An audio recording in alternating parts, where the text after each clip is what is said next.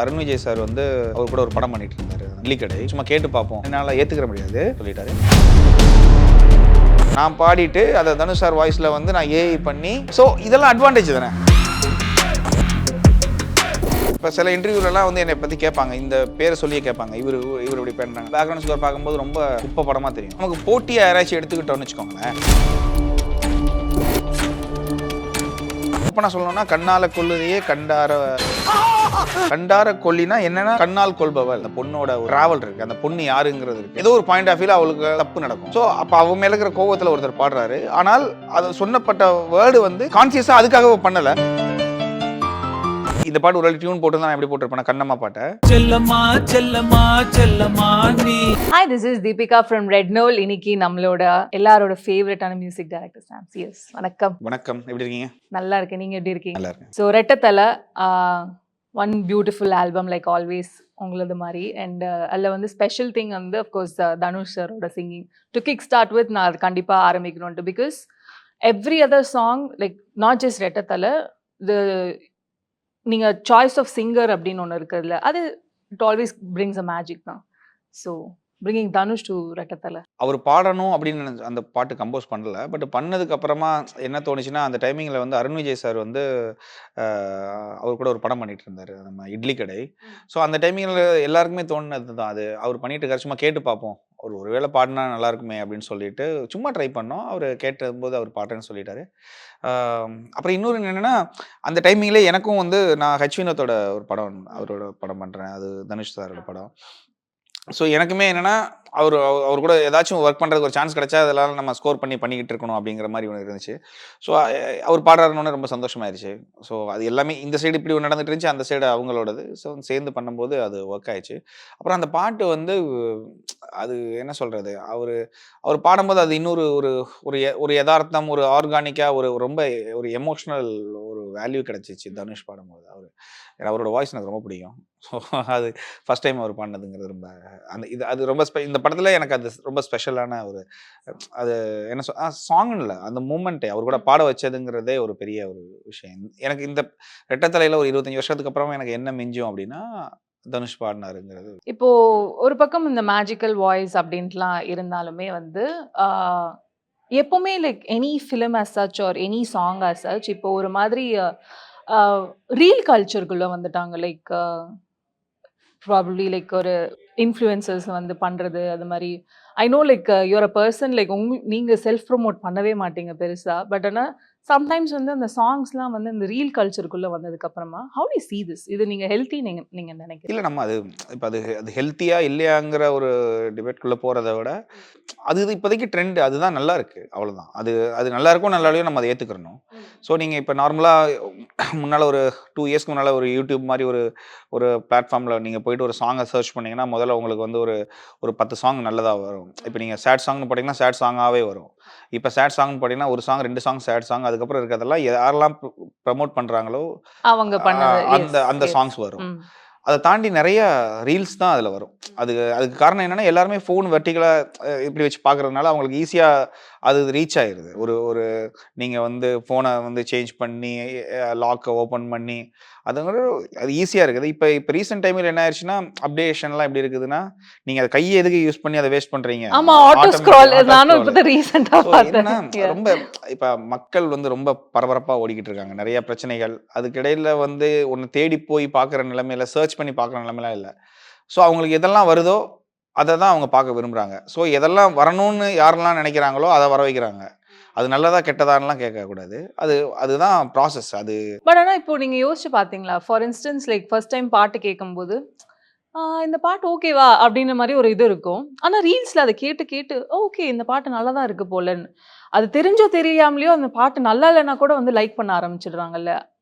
அதுக்காக தான் நான் கேட்குறேன். இல்லை, அது நம்மளுமே படம் பண்ணும்போது அப்படி தான். ஒரு படம் நமக்கு வந்து பேக்ரவுண்ட் ஸ்கோர் பண்ண ஸ்டார்ட் பண்ணும்போது கதை சொல்லும் போது நல்லா சொல்லியிருப்பாங்க.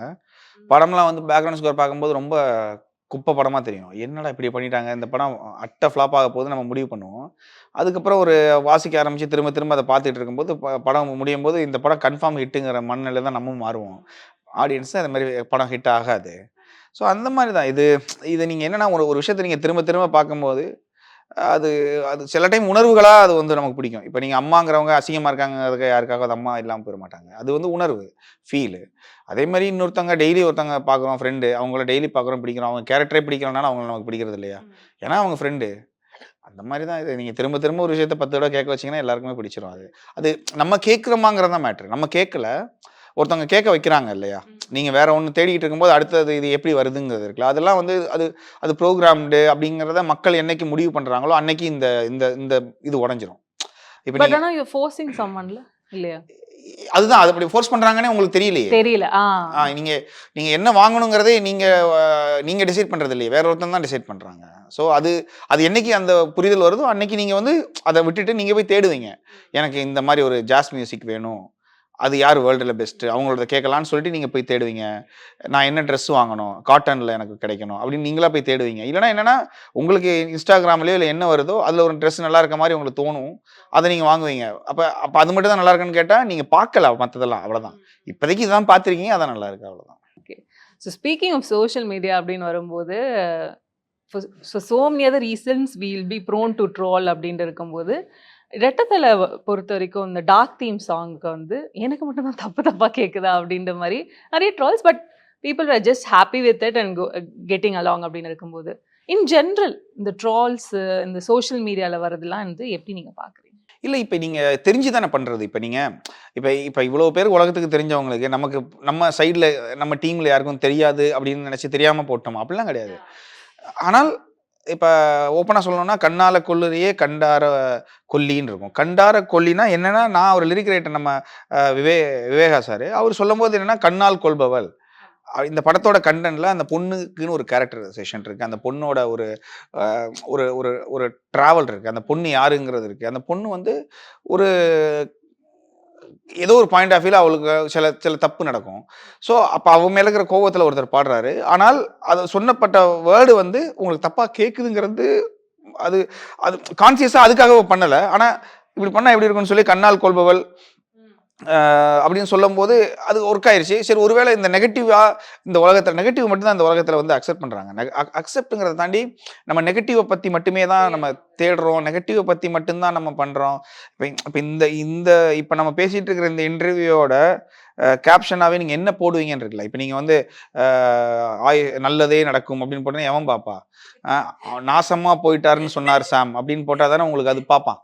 ஸோ என்னன்னா, நீங்க எல்லாமே நெகட்டிவா இருந்தா தான் பார்ப்பாங்க. ஸோ இப்ப இப்ப நான் என்ன கேட்கிறேன்னா, அதுக்கு முன்னால கண்ணம்மா கண்ணம்மான்னு ஒரு அழகான பாட்டு வந்திருக்கு. அத பத்தி யாருமே சொல்லல. அப்ப நீங்க வந்து இத சொல்லும்போது நான் என்ன யோசிப்பேன்னா, சரி ஓகே. இது வாண்டடா இது ஹிட் ஆகணும். இதான் ஹிட்டுக்கான வழி அப்படிலாம் போடல. ஏன்னா அப்படி பார்த்தா நம்ம எல்லா பாட்டும் அப்படி தானே பண்ணியிருப்போம். இப்ப நான் வந்து ஒரு எல்லா மயிரும் மயிரு தான்னு ஒரு பாட்டு போட்டேன் நானு. பாட்டு நல்லா ஹிட்டா தான் ஆச்சு. இப்ப அத யாரும் கெட்ட வார்த்தைன்னு சொல்லல. அர்த்தம். சலூன் ஒரு படத்துல. ஸோ இப்ப நீங்க கெட்ட வார்த்தைங்கிறதே நான் என்ன கேட்கிறேன்னா, யாரு முதல்ல கிரியேட் பண்ணது? கெட்ட வார்த்தைன்னு இப்ப நான் என்ன கேட்கிறேன், இதே பாட்ட இப்ப வந்து அ ஃபாரின்ல ஒருத்தவங்க கேட்கறாங்கன்னா, அவங்களுக்கு இது கெட்ட வார்த்தையா ஃபீல் ஆகுமா? சவுண்டா ஃபீல் ஆகுமா? ஸோ அப்புறம் இதோட மீனிங்ங்கிறத நம்ம பார்க்கணும். கண்ணால் கொல்பவள்ங்கிறது தான் மீனிங். அத மீறி இந்த பாட்டு எண்ட் ஆஃப் த டே இப்ப இதனால வந்து யாரோட வாழ்க்கையாவது கெட்டு போயிருச்சா? இல்ல வந்து என்னோட வாழ்க்கையே இப்படி போட்டதுனால அப்படிலாம் ஒண்ணும் கிடையாது. இது ஜஸ்ட் ஒரு வெள்ளிக்கிழமை ரிலீஸ் ஆகுற படம் தானே. அவ்வளவுதானே. ஆஃப் கோர்ஸ் நீங்க சொன்னீங்க. அதுலேருந்தே நான் அப்புறம் கேட்கணும்னு இருந்தேன். But speaking of Kannamma, what's with Sam CS and Kannamma?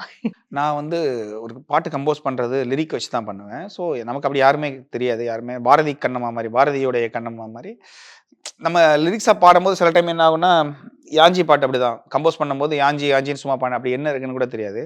அப்படி பண்ணிட்டு அதுக்கப்புறமா லிரிக் எழுதும்போது மோகன்ராஜ் அதுக்கு எழுதியிருந்தாரு. அந்த யாஞ்சி யாஞ்சி வேர்டு நான் எழுதினது. ஸோ அப்படி எழுதி பார்க்கும்போது அதில அப்படி ஒரு வேர்டே இல்ல உலகத்தில. தமிழ்ல அப்படி ஒண்ணுமே இல்ல. சங்க இலக்கியம் எல்லாமே எடுத்து பார்த்தா ஒண்ணுமே கிடையாது.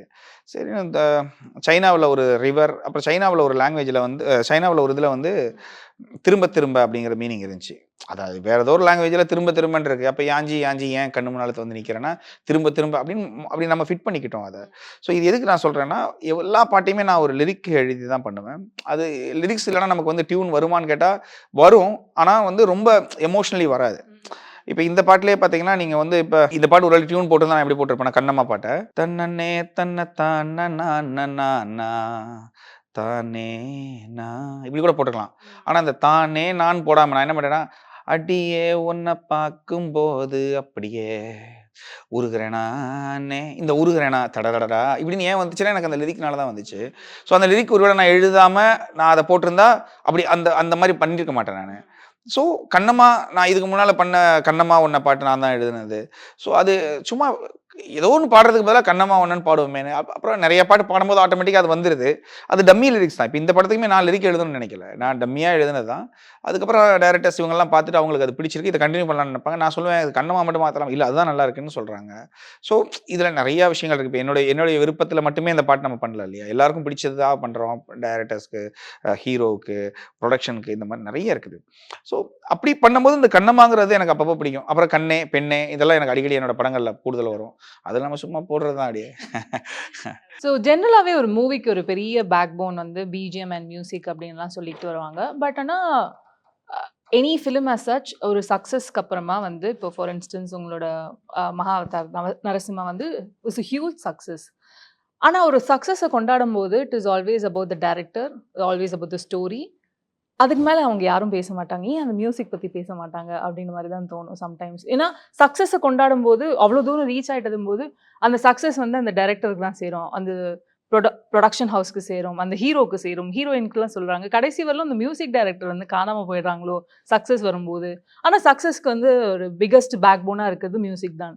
இது நீங்கள் கான்ட்ரடிக்டரியாக பார்க்குறது இல்லையா? இல்லை ஆக்சுவலி மியூசிக் எனக்கு தெரிஞ்சு மியூசிக் டைரக்டருக்கு வந்து தமிழ் சினிமா மேக்ஸிமம் இந்தியாவிலேயே தமிழ் சினிமாவும் தெலுங்கு சினிமாவும் அதுக்கு மியூசிக் டைரக்டருக்கான அங்கீகாரம் பெருசாக வைக்கிறாங்க.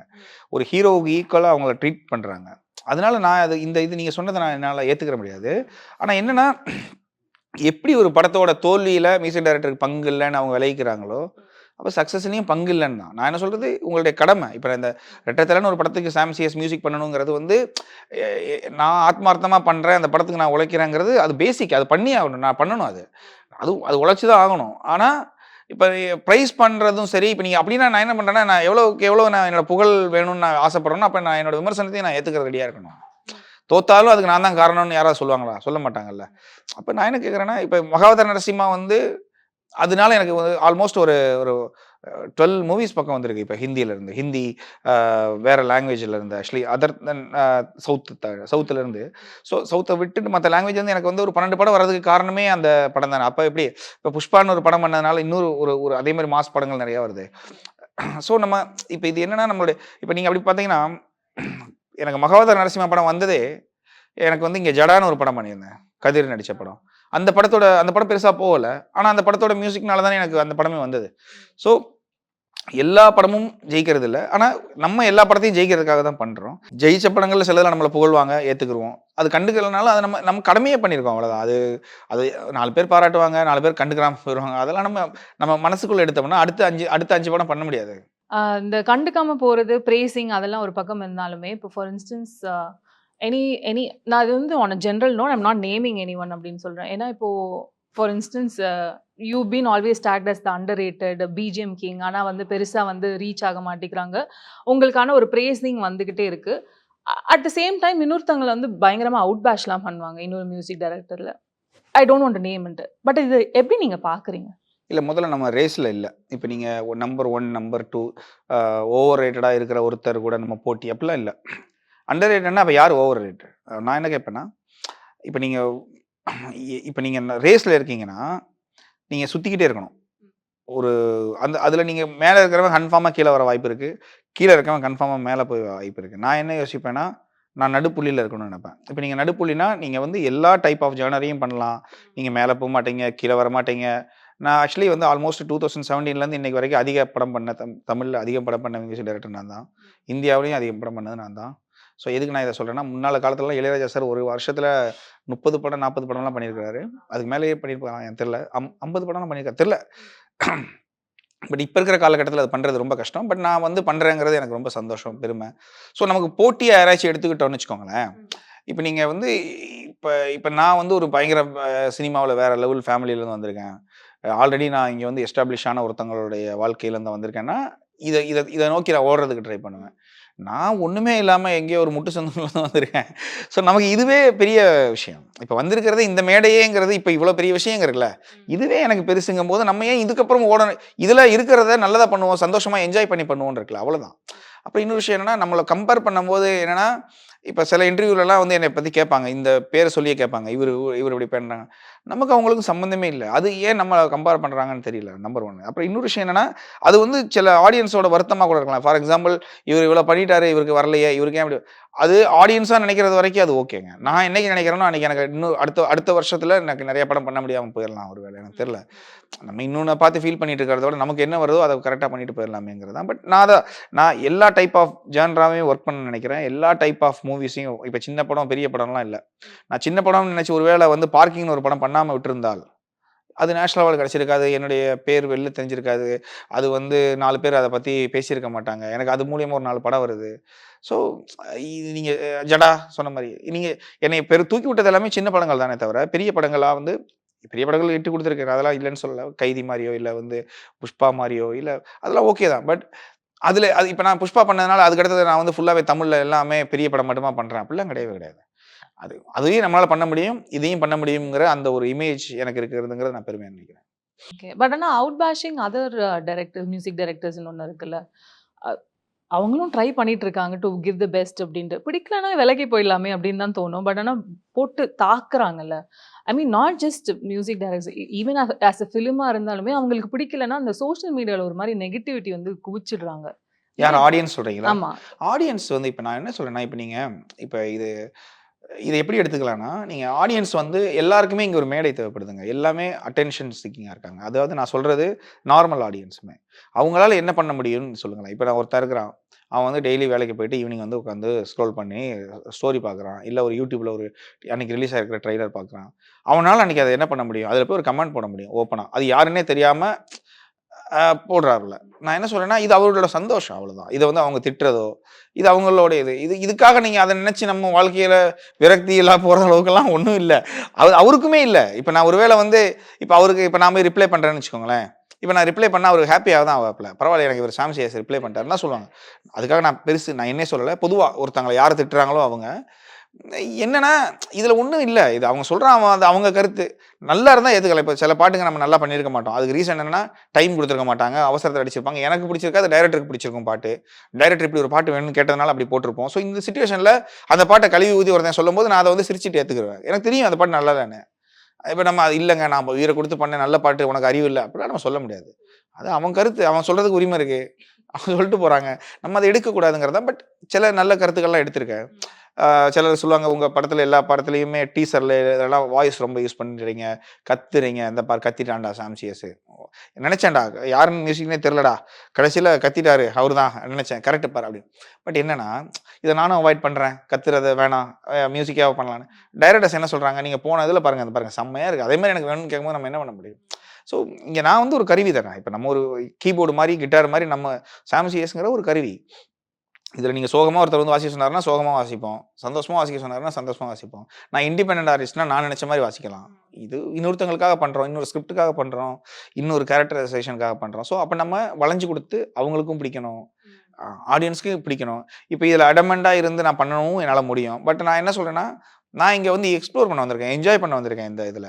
இதுல நான் சம்பாதிச்சு என்னைய பிராண்ட் பண்ணி பெரிய கோட்ட கட்டுறது அப்படிலாம் இல்ல. கிடைக்கிற சின்ன படமோ, பெரிய படமோ நம்ம என்ஜாய் பண்ணி பண்ணுவோம். அந்த ஒரு ஒரு 1 மாசம் அந்த படத்த பத்தி போகுதுன்னா, அந்த படத்தோட ஃபீலு, அதுல வர்ற பீப்பிளோட மனநிலை, அவங்கள மேனேஜ் பண்றது, அப்புறம் அந்த படத்துல ஏதாவது இன்ஸ்ட்ருமெண்ட் ட்ரை பண்றது இருக்குல்ல. அதெல்லாம் தான் ப்ராசஸ். அந்த ப்ராசஸ் ரொம்ப நல்லா இருக்குல்ல. சந்தோஷமா இருக்கு. அவ்வளோதான். பட் என்ன இப்போ நீங்க சொன்னீங்கல்ல, இப்போ சில பேர்லாம் வந்து டிமாண்ட் பண்ணுவாங்க, இந்த மாரி வேணும் அப்டின்ட்டு. அது வந்து நீங்க உங்கள கன்ஸ்ட்ரெயின் பண்ற மாரி ஆகாதா? இல்லங்க. எண்ட் ஆஃப் த டே இப்போ ஒரு ஒரு படம் இருக்கு. இப்ப ரெட்டத்தலன்னு ஒரு படம். இந்த படத்துல நான் எவ்வளோ இன்வால்வ் ஆயிருக்கனோ, அத விட திருக்குமரன் வந்து பயங்கரமா இந்த படத்தோட டைரக்டர் இன்வால்வ் ஆயிருப்பார்ல. அவருக்கு இந்த ஸ்கிரிப்ட் எழுதுனதுலருந்து கடைசில முடிவு அவங்களுக்கு இந்த படத்துல ஒரு விஷன் இருக்கும். ஒரு வியூ இருக்கும். அதுல நான் உள்ள புகுந்து இது இப்படி வேணாங்க அப்படின்னு பண்றதுக்கான சொன்னா கேட்பாங்க. ஆனா நான் என்ன சொல்றேன்னா, அவங்களோட விஷன் என்னன்னு முதல்ல தெரிஞ்சுக்கிட்டு அவங்களுக்கு சப்போர்ட் பண்றது இருக்கு. அதுல பிளஸ் நம்மளோட அ ஃப்ளேவரும் நமக்கு என்ன பிடிக்குங்கிறத அதுல இம்ப்ளிமெண்ட் பண்றது இருக்கு. ஸோ அந்த மாரி தான். பட் அவங்க சொல்றதுங்கிறது அவங்களுடைய உரிமை தானே. இப்ப நான் என்ன கேட்கிறேன்னா, இப்ப நீங்க வந்து ஒரு ஒரு ஹோட்டலுக்கு போறீங்க. சாப்பாடு நல்லா இல்லன்னா காசு குடுத்துட்டு வந்து வேணான்ட்டு வந்துருவீங்க. அ அவன் குடுக்குறதவே சாப்பிட முடியாதுல்ல நீங்க. ஏதோ ஒண்ணா நீங்க உப்பா இருக்குன்னு தான் சொல்லுவீங்க. அது எனக்கு வேற குடுங்கன்னு சொல்லுவீங்கல்ல. அதே மாரி தான் இது ஒரு ப்ராசஸ் இது ஆக்சுவலி. இது அவங்க நல்லா இல்லன்னு சொல்லுவாங்க. இல்லன்னா எனக்கு இப்படி ஒண்ணு வேணும்னு கேட்பாங்க. அதுக்கு நம்ம பண்ணணும் தானே. நீங்க ஏதோ ஒரு இன்டர்வியூல கூட சொல்லியிருந்தீங்க. You are not a party person. அந்த பார்ட்டி பெர்சன் இல்லாததுனால யூ ஹவ் மிஸ்ட் ஆப்பர்ச்சுனிட்டீஸ் அப்டின்ட்டு. ஆ என்னைக்காச்சும் அந்த மிஸ்ட் ஆப்பர்ச்சுனிட்டீஸ் நினைச்சு ஃபீல் பண்ணதுண்டா? இல்ல. இது அது அப்படி நான் அதுக்காக ஃபீல் பண்ணதில்ல. நான் அத கம்ப்ளைண்ட்டாவும் சொல்லல. நான் பார்ட்டி பண்றதெல்லாம் தப்புன்னு நான் சொல்ல மாட்டேன். அது நான் என்னோட பெர்சனலா எனக்கு அது ரொம்ப பிடிக்காது. அதுக்கு ரீசன் வந்து அடுத்த நாள் காலையில நான் எப்பயுமே சீக்கிரமா எந்திரிச்சு வேலை பார்க்குறவன். ஸோ எனக்கு அடுத்த நாள் காலையில எந்திரிச்சு வேலை பார்க்கணும்னா, நைட் லேட்டா போயிட்டு வந்தா என்னால வந்து எந்திரிக்க முடியாது. ஸோ அந்த டே எனக்கு காலியாயிரும். எதுக்கு தேவையில்லாத வேலைன்னு போறதில்ல ஒண்ணு. அப்புறம் இப்ப நீங்க ஒரு ஒரு பார்ட்டில என்ன ஆகும்னா, ஒரு ஒரு டிஃபரண்ட் கைண்ட் ஆஃப் பீப்பிள் வருவாங்க. அவங்க அவங்க ஷேர் பண்ணுவாங்க அவங்களோட ஐடியாஸ. ஒரு படமே அங்க உருவாகும். ஒரு டைரக்டர் வந்து சொல்லுவாரு, "என்ன பண்றீங்கன்னு?" ஒரு ப்ரொடியூசர் கேட்கலாம். அவர் வந்து ஒரு கதை இருக்கு. "சூப்பர்ங்க நம்ம பண்ணலாம்ன்னு" அங்க ஒரு கான்வர்சேஷன். அப்ப அந்த இடத்துல நான் நின்னேன்னா, "ஏய் சாம் நல்லா இருக்கீங்களா? இவர் கதை சொன்னாரு பாருங்கன்னு" என்னை கூப்பிடலாம். இதெல்லாம் உண்ம. ஆனா என்ன மேட்டர்ன்னா, நான் எப்படி ஒரு இமேஜ் வச்சிருக்கேன்னா, ஒருத்தர் கதை எழுதுறாருன்னு வச்சுக்கோங்க ஒரு டைரக்டரு. அவரு இந்த கதைக்கு யார் கரெக்ட்டா இருப்பான்னு அப்ப யோசிப்பார்ல ஒண்ணு. ஆ இந்த கன்டென்ட்க்கு சாம் சிஎஸ் கரெக்ட்டா இருப்பாருன்னு யோசிக்கிறேன். அந்த மாரி வந்தா எனக்கு இன்னும் நல்லா இருக்கும்னு தோணுது. பட் அதுக்காக இது தப்புன்னுலாம் சொல்லல. இது போனா இந்த மாரி கிடைக்கும். பட் நான் அதுல எனக்கு அது விருப்பம் இல்லன்னு தான். அதுக்காக நான் வந்து பார்ட்டி பண்ண மாட்டேனோ, இல்ல போமாட்டேன்லாம் கிடையாது. நான் போவேன். அது வந்து அதான் சொல்றேன்ல, ரொம்ப ரேர். ஒரு வருஷத்துக்கு ஒரு 4, 5 தடவ போறதுங்கிறதே பெரிய விஷயம். அதுவும் எதுக்குன்னா, ஏதாவது மூவிஸோட சக்சஸ் மீட்டு, இல்லன்னா யாரோட பர்த்டே பார்ட்டி இந்த மாரி ஏதாச்சும் ஒண்ணு. ரொம்ப ரேர், ரொம்ப ரேர். நம்ம இந்த வீக்லி போறதோ, இல்ல மந்த்லி கூட போ மாட்டோம். அப்படிலாம் கிடையாது. இப்போ நீங்க ஆல்ரெடி சொல்லியிருந்தீங்கல்ல, like just a Friday film அப்டின்ட்டு. ஆக்சுவலி சினிமா ஹஸ் எவால்வ்ட் அந்த மாரி. லைக் முன்னலாம் இட் வாஸ் 100 டேஸ். அதுக்காகவே செலிப்ரேஷன் நடக்கும். 200 டேஸ். ஐ திங்க் சந்திரமுகிலாம் வென் 700 டேஸ் கிட்டலாம் போச்சு. இப்போ வந்து it is just the week அப்டின்ற அளவுக்கு தான் இருக்கு. Of course if it is a ஹாலிடேனா, for instance if Rettathala is coming for Christmas holidays கொஞ்சம் லாங் ஹாலிடேக்கு வருது அப்டின்ற மாரி இருக்கு. But cinema has evolved and அது ஒரு மாரி நெறைய காம்படிஷன் வந்துட்டு இருக்குல்ல. Like as in to release the films itself huge numbers அப்படின்னு இருக்கு. ஃப்ரைடே, சாட்டர்டே, சண்டே அந்த 3 நாளைக்கு மாறிடுச்சு படம்.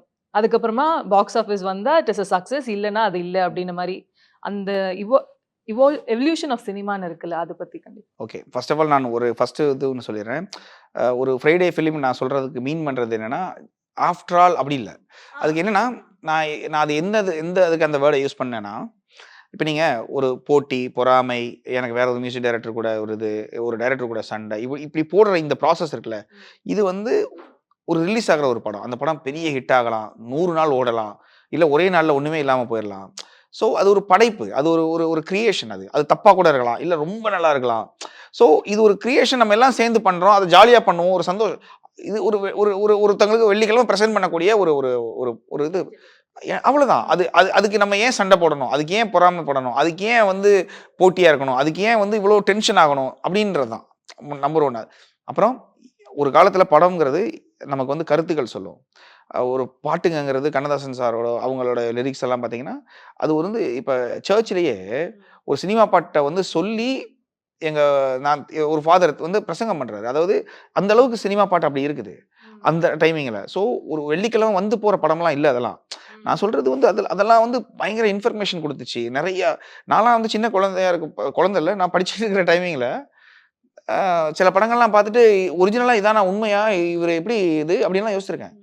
உண்மையாவே ஒரு ஹீரோ வந்து அவங்க அம்மாவ கட்டி வச்சிருக்கும்போது, அவங்க அம்மா 2 பாறைக்கு நடுவுல ரஜினி சார் படம் தான் நெனைக்கிறேன்.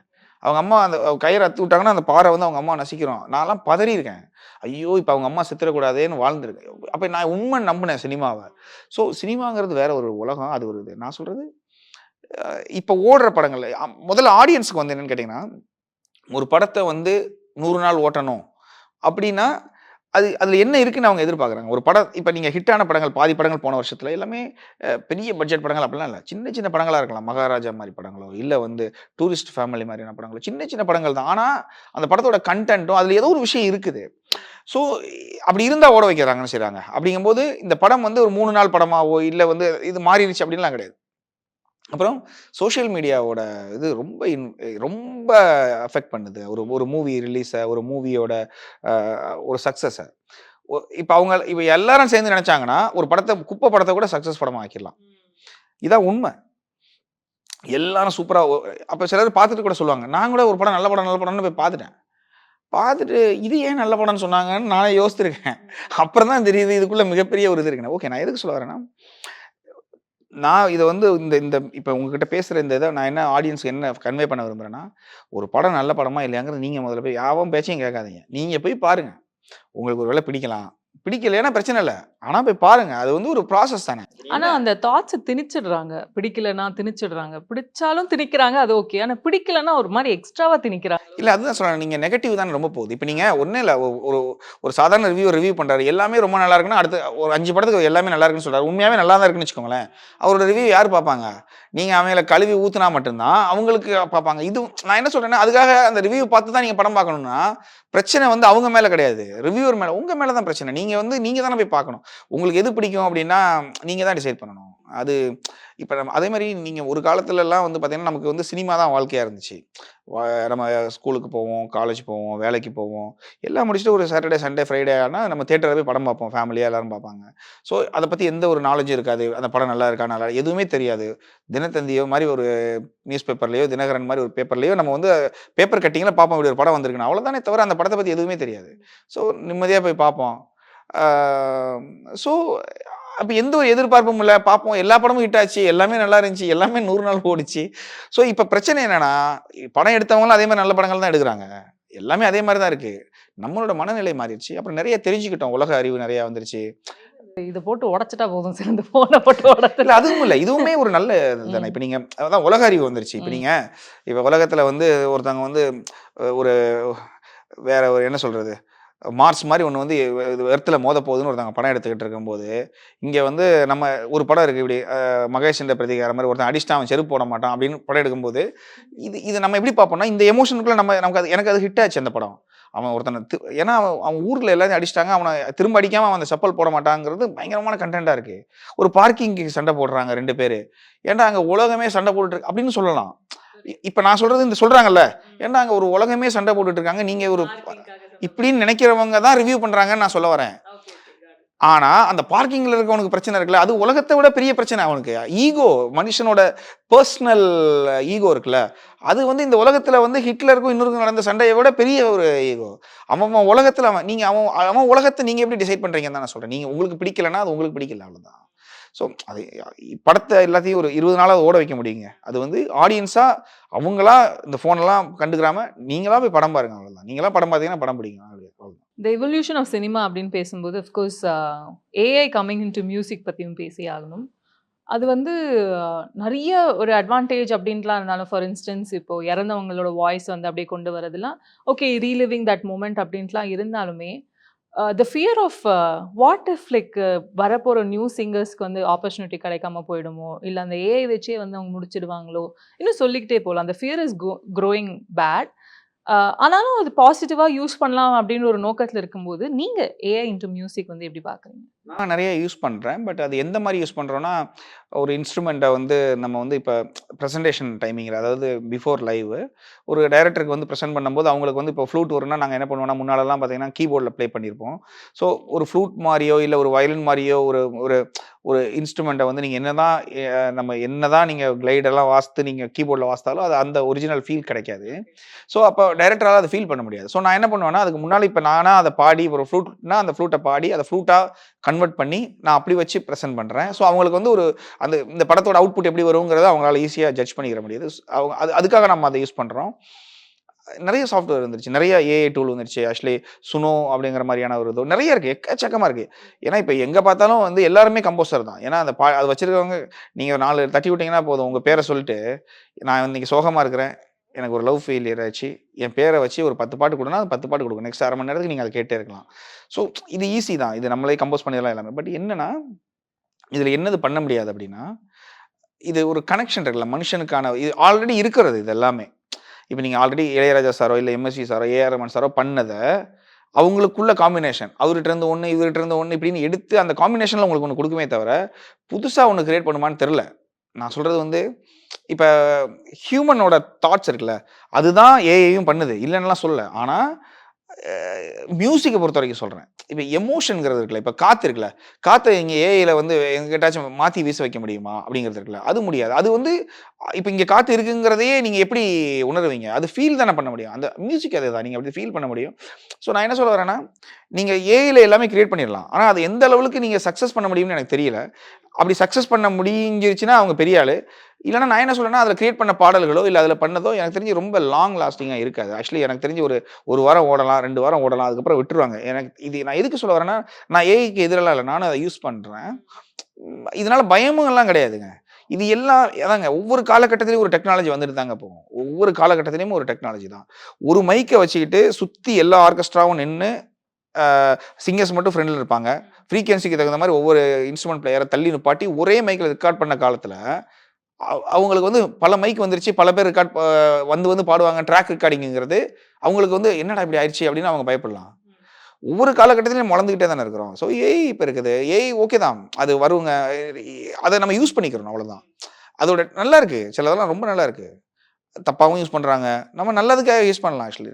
மியூசிக்ல நெறைய இருக்கு. இப்ப நீங்க இப்ப ஒரு சிங்கர் இப்ப நான் வந்து இப்ப தனுஷ் சார் இந்த படத்துக்கே ரெட்டத்தலையில அந்த சாங் தனுஷ் சார் பாடும்போது அவர் கேட்கிறார்ல, அவர் கேட்ட சாங்கே அவர் பாடுன மாரி தான் நான் பண்ணி குடுத்தேன். ஓ! ஆமா. ஓகே. நான் பாடிட்டு அத தனுஷ் சார் வாய்ஸ்ல வந்து நான் ஏஐ பண்ணி அவங்க பாடும்போதே அவங்களுக்கு குடுக்குறோம். இப்ப எந்த சாங் பண்ணாலும் எந்த சிங்கர்ன்னு கேட்கறது.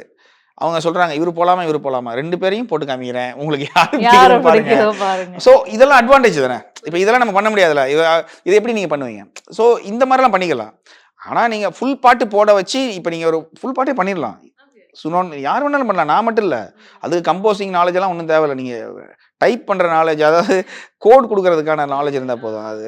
ஸோ அந்த அது ப்ராம்ப்ட் சொல்றீங்க. ப்ராம்ப்ட். யாஹ்! ப்ராம்ப்ட் தெரிஞ்சவங்கலாம் அப்படின்னா அப்ப கிரியேட்டர்ங்கிறவங்க எங்க போயிருவாங்க? ஸோ நான் என்ன சொல்றேன், அது பண்ணலாம் தப்பு இல்ல. ஆனா, இப்ப நான் ஒரு படம் கமிட் பண்றேன். ஒரு ஒரு டைரக்டரோட ஒரு கான்வர்சேஷன் நடத்துறேன்.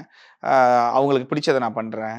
ஸோ ஒரு உணர்வுபூர்வமான ஒரு விஷயமா இருக்கும் அது. அது நீங்க எல்லாத்தையுமே கிரியேட் பண்ணிற முடியாதுல்ல நீங்க. ஸோ அப்படி பண்றோம். வாங்குன காசுக்கு அத யூஸ் பண்ணாம ஒரிஜினலா நல்ல லைவ் இன்ஸ்ட்ருமென்ட் பிளேயர்ஸ் நெறைய பேர் இருக்காங்க. அவங்க கூட வொர்க் பண்ணும்போது அது தனி ஃபீல். அப்படி பண்ணா தான் எனக்கு தெரிஞ்சு அது நிலைக்கும்னு நெனைக்கிறேன். இது எல்லாமே நான் இப்பயும் சொல்றேங்க. இது என்னைக்காச்சும் ஒரு நாள் இன்னொரு 15 வருஷம், 10 வருஷத்துக்கு அப்புறமா இந்த இன்டர்வியூ எடுத்து பார்த்தாங்கன்னா, இது ஒரு நானே சொல்றேன் நம்புங்க. இது நானும் ஏஐ கிரியேட் பண்ற நெறைய பெரிய பெரிய கம்பெனியோட ஓனர்ஸ் கூடயும் நான் பழக்கப்பட்டுருக்கேன். யுஎஸ்ல இருக்கிறவங்க. எனக்கு ரொம்ப தெரியும். அவங்க சொல்றது இதான். இது ஒரு இப்படி ஒரு பூம் ஆயி இப்படி போயிரும் கீழ அவ்வளோதான். இது அவ்வளோதான். இது வந்து போகும். நம்ம இப்ப இப்ப எல்லாமே நமக்கு எல்லாமே ஏஐங்கிறது உங்கள தப்பா கைட் பண்ண போகுது. நீங்க தப்பா கைட் ஆயிருவீங்க. நீங்க உங்களுக்கு என்ன பிடிக்கும்னு உங்களுக்கே தெரியாது. அவங்க சொல்றது தான் உண்மைன்னு நம்ப ஆரம்பிச்சுருவீங்க நீங்க. சுய அறிவு போயிரும்னு எனக்கு தோணுது. ஜெனரலா ஏதான தலைவலி வந்தா கூகுள்ல தேடுற மாரி இல்லங்க ஏதான நீங்க ஃபோன் வந்த உடனே நம்பர்ஸ் எல்லாம் மறந்துட்டீங்க. உங்களோட பாஸ்வேர்டோ, நீங்க வந்து நீங்க இப்ப ஒண்ணுமே இல்ல. இந்த இன்டர்வியூ பார்க்குறவங்களோட பாதி பேருடைய கூகுள் பாஸ்வேர்ட் இப்ப போய் போட சொல்லுங்க மறந்துருப்பாங்க. ரீசெட் தான் பண்ணுவாங்க. ஏன்னா அவங்களுக்கு தெரியாது. ஏன்னா நீங்க அத மறந்துடுறீங்க.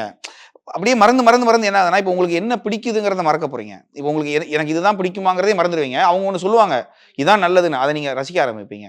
ஸோ நீங்க சுயத்த இழக்கிறதுக்கான பெரிய டூல் அது. இது லைட்டா ஒரு பேர உண்டாக்குது. But of course all ups have downs அப்படின்னு தான் நீங்க சொல்றது வச்சு தெரியுது. Course thank you so much. This conversation was like reading a book அப்படின்னு சொல்லலாம். So it was pleasure talking to you. Of course when it comes to Sam சிஎஸ்னா it is always இவரை செலிப்ரேட் பண்ணுங்கப்பா, இவர் அண்டர் ரேட்டடா இருக்காங்கன்னா பல வாட்டி சொல்லிக்கிட்டே இருக்காங்க. ஸோ உங்களுக்கான ஒரு ஆடியன்ஸ் வந்து இருக்காங்க. அவங்கள செலிப்ரேட் பண்ணுங்க, பண்ணுங்க அப்படின்ட்டு உங்களுக்காகவே துடிச்சிட்டு இருக்காங்க. ஸோ அவங்களுக்கு என்ன சொல்லணும்னு நினைக்கிறீங்க? ஆக்சுவலி நான் ரொம்ப ம், எல்லா ஒர்க்குமே ரொம்ப ஜென்யூனா ரொம்ப நம்ம கஷ்டப்பட்டு பண்றோம். அத வந்து நான் இப்படியெல்லாம் பண்ணேன் பாருங்கன்னு தெரியப்படுத்தினா அவங்கலாம் ஒரு வேளை வந்து நம்மள ரசிக்கலாம். பட் அதை மீறி இதுவரைக்கும் என்னுடைய பாட்ட ரசிச்சு, இதுவரைக்கும் நம்ம கன்டின்யூ பண்ணிட்டு இருக்கிறாங்கல்ல நெறைய பேர். அவங்க எல்லாருக்கும் நான் என்ன சொல்றேன்னா, ஒரு ஜான்ராவோ இல்ல ஒரு கைண்ட் ஆஃப் மியூசிக்கோ இல்ல ஒரு கைண்ட் ஆஃப் மியூசிக் டைரக்டரையோ மட்டுமே ரசிக்காதீங்க. தேடி போய் நெறைய பாட்டு கேளுங்க. இந்த உலகத்துல நெறைய இருக்குது இடம். ஆ அதாவது அப்படி பண்ணீங்கன்னா உங்களுடைய மியூசிக் நாலேட்ஜ் வளரும். ஸோ என்னையும் காப்பாத்துங்க மியூசிக்ல அப்படிங்கிறது தான். Thank you so much. Thank you so much.